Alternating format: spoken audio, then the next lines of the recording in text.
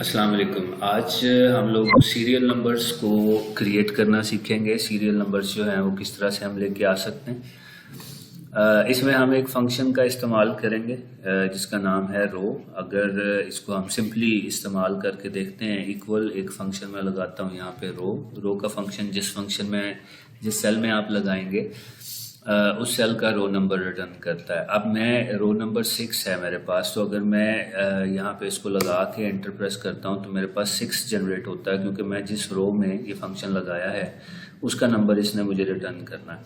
तो मैं serial number start करवाना चाह रहा हूँ 1 से। इसका मतलब ये है कि मैं इस सेल को रो का फंक्शन लगाने के बाद माइनस इसमें से 5 अगर मैं माइनस करवा दूं। 5 क्यों माइनस करवाया? क्योंकि इससे ऊपर मेरे पास 5 रोज हैं, इसलिए मैंने 5 माइनस करवाया। तो मेरे पास ये 1 से काउंटिंग स्टार्ट हो जाती है। इस फार्मूला को हम इस फंक्शन को नीचे कॉपी कर लेते हैं तो हमारे पास सीरियल नंबर्स आ जाते हैं।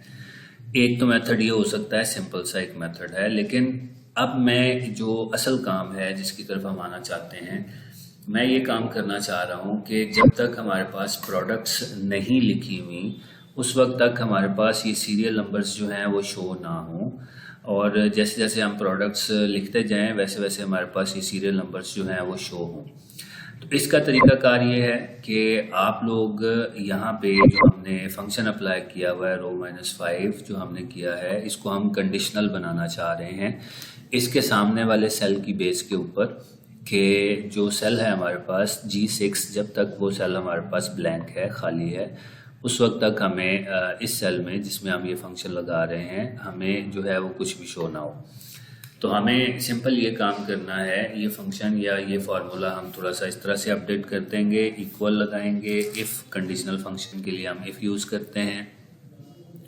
सेल हमने दे दिया प्रोडक्ट नेम, जहाँ पे हम नेम लिखना चाहेंगे, उस सेल को हम ब्लैंक के लिए चेक कर रहे हैं, इन्वर्टेड कॉमा स्टार्ट कर रहे हैं, इन्वर्टेड कॉमास क्लोज कर रहे हैं। तो कंडीशन हमने इसको ये दे दी, G6 को चेक करो वो ब्लैंक है, कॉमा ट्रू वैल्यू के अंदर आप फिर जो है वो इन्वर्टेड कॉमा स्टार्ट कर दें, इन्वर्टेड कॉमास क्लोज कर दें, कॉमा लगाएं। उसके बाद आप जो है वो यहाँ पे अपना रो का function as it is implement करें।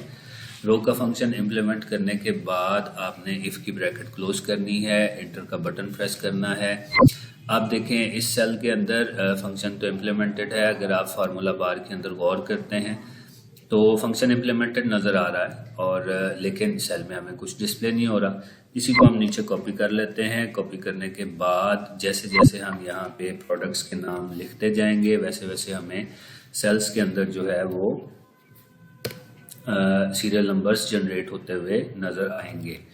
ठीक है, तो ये फंक्शन हमने कामयाबी के साथ लगा लिया है। इस फंक्शन का अभी मैं आपको एक और बेनिफिट भी दिखाता हूँ कि इसका बेनिफिट क्या है।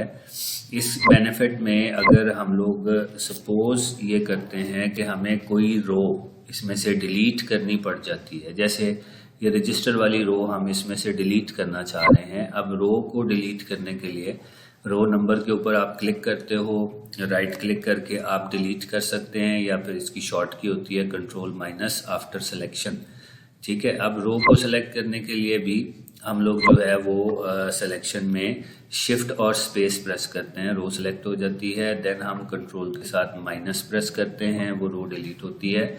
और अगर आप देखोगे तो सीरियल नंबर्स आपके डिस्टर्ब नहीं हुए, सीरियल नंबर्स अभी भी करेक्टेड हैं, 1 से लेके 2, फिर 3, फिर 4, फिर 5।